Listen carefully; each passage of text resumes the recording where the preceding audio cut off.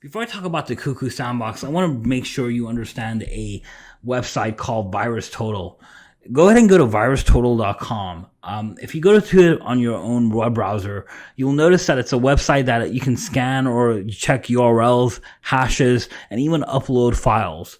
Go ahead and upload a file, but make sure there's nothing sensitive in that file because you're losing control of that file, and other people are going to be able to view that file. So don't take any file with any type of sensitive information. But if you upload that file, you'll notice that it will scan against about 70 different security vendors to see if that file has some sort of verdict, whether those security vendors can detect it as malicious or not. VirusTotal is a aggregate website run by Google, and security vendors actually submit their security engines on that website, and then they scan against that. They actually pay VirusTotal to have access to the website, and once they pay VirusTotal, the advantages of what they get is they get access to all the files that you upload. Why would security companies want to do this?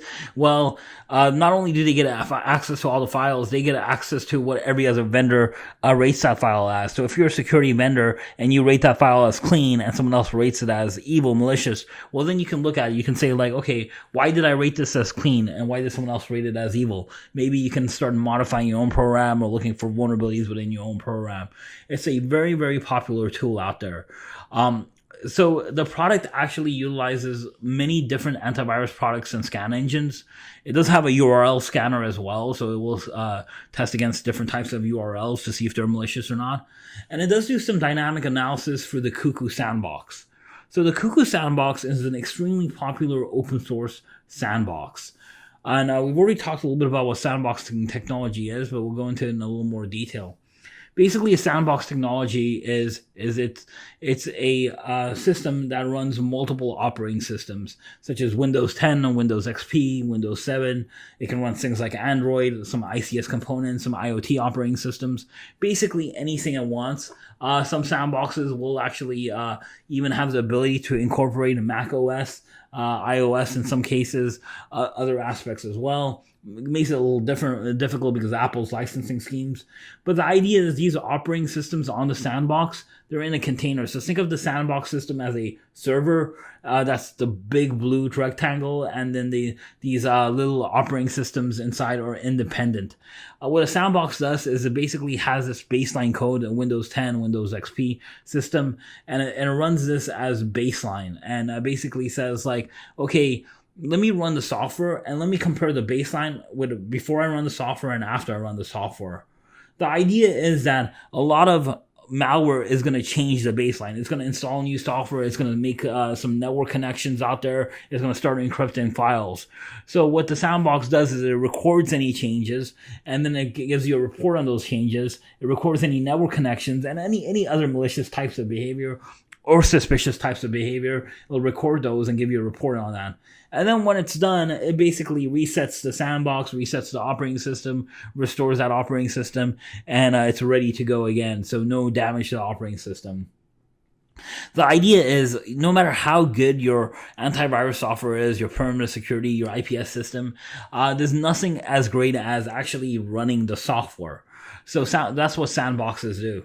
The problem is a lot of malware understands that it's people use sandboxes these days. So what they do is they look for little tricks. They like try and figure out if it's in a sandbox or not. They'll see like, hey, Cuckoo Sandbox actually has some characteristics. Can I monitor those characteristics? And if I can, then I'm not going to run. Malware will also try and time out the sandbox. Think about this. If this is a single server, you can only run so many operating systems for a limited amount of time. So most sandboxes run for anywhere between 1 minute to like 10 minutes max. Usually if they don't find anything, then they just say, hey, you know what? I found no behavior.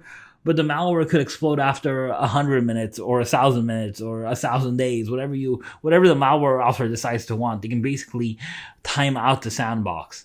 It's always a cat and mouse game, so sandbox systems understand this, so they're always kind of figuring out how malware detects them and then kind of changing, updating. So they're like, okay, we'll actually take out references to Cuckoo or my sandbox. I'll actually do things with the clock, and I'll actually speed up the clock to make sure that sandbox, to see how fast I can run the malware. And the malware authors will be like, oh, I see this trick they're using. They're trying to run out the clock. Let me look for that. And then the sandbox makers or, the software programmers will do another technique. So it's always cat and mouse, evasion, anti-evasion techniques. So the Cuckoo Sandbox, like I said, is popular. There are a lot of commercial sandboxes out there. There are some commercial sandboxes that are based off the Cuckoo Sandbox, but I like the Cuckoo Sandbox because it is open source. It's free open source. You still have to put in your own operating systems, so you still have to license out like your Windows licensing and other things of that nature. But I do like the Cuckoo Sandbox. A lot of people do consider it complicated. There is a lot of documentation out there, but the versions change. Sometimes the documentation you find on the internet is not perfect. It's a little old. So I would say if you're going to do the Cuckoo Sandbox, have a lot of patience. And you probably want someone that's a little familiar, at least with like Linux and Docker and some other technologies as well, because it can get a little hairy and a little complicated. Like I said, there is some really good documentation. You have to slow yourself down. You have to follow it. And sometimes you have to go to multiple sources. Go to the official documentation guides as well. That always is a great start. But if it's too much for you, or you just need that support, or you need that nice GUI interface and one click, you can always just get a commercial product. The problem with the commercial product is they're usually costly, but that's okay. You do get what you pay for. So what I'm showing you here is a screenshot of my own computer of the Cuckoo Sandbox website. And this is where you download the Cuckoo Sandbox. You can see the operating systems that Cuckoo Sandbox does support: Windows, Apple, Linux, and Android. You can download different versions of the Cuckoo Sandbox. As I said before, there are other versions of different types of sandboxes. Cuckoo is just one of the most popular ones. So Cuckoo is typically installed on a Linux box. So your base or your base operating system is usually on Linux. Most of the time I see Ubuntu, Debian, Linux. You can install it on Mac OS. I don't see that often, and you can use it, and you can install it directly on Windows. I do see that sometimes, but most of the time I see it on like Ubuntu or Debian. And probably more higher end systems I see it on Debian. More kind of average systems I see it on Ubuntu. Now I said Ubuntu, that's the base operating system. You have the virtual machines inside Cuckoo. So it uses virtual machine software. For the most part, it uses VirtualBox, which is Oracle's version of virtual machine hypervisor. It's a free one that's out there. Well, not free. It's there's a community version. Basically, it's free to use. They don't charge you for it. So that's what I mean by free. There's a free license or non-paid license for that. You can use more advanced virtualization platforms. VMware is probably the most second popular one. Most of the documentation is around VirtualBox. So even if you're a VMware guy, I'm a VMware person. I do run this on VMware just because I like how VMware works. I like some of the granularity of VMware. I think it's a little better, honestly, than VirtualBox. But VirtualBox just works absolutely fine.